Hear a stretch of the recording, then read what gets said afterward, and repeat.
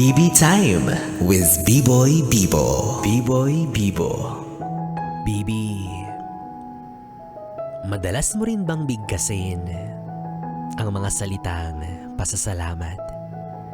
Sa kahit anong paraan mo man sabihin yung salitang yan, isa lang ang nananatili nitong kahulugan.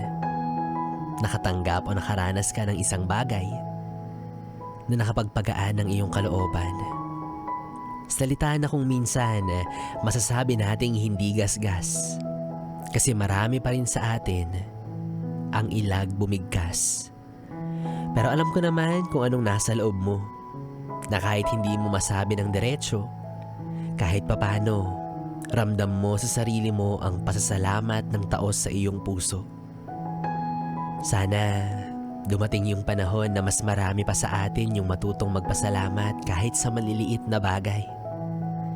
Kasi gano'n naman talaga dapat. Matuto tayong magpahalaga mula sa mga munting dulot o bigay.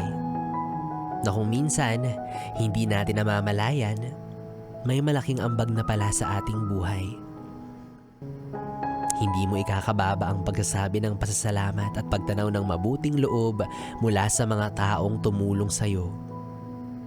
Sa katunayan, maaaring mas dumami pa yung pagkakataon na dumating sa buhay mo dahil marunong kang tumingin sa iyong pinanggalingan.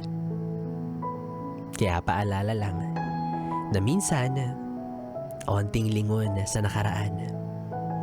Kung paano mo nga ba nalampasan yung mga pagsubok sa pamamagitan ng mga tumulong sa iyo. Kung paano mo nga ba hinarap yung lungkot sa tulong ng mga nagmalasakit na kapwa-tao. Kung paano ka nagsaya kasama yung mga nagmamahal na kapamilya at kaibigan mo. At kung paano mo natupad yung mga pangarap mo sa tulong ng mga sumusuporta sa'yo.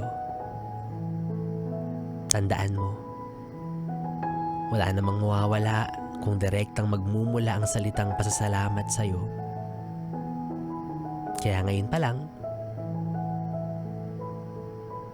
kilalanin mo na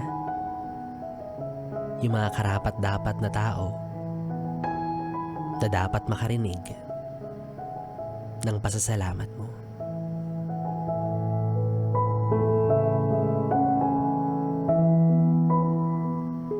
Yes, friend, B-Boy Bibo pa rin ang iyong kapiling para sa ating tuloy-tuloy na BB Time hanggang mamayang alas 12 dito sa 101.1. Yes, FM. Solid. Oras natin, 10:37.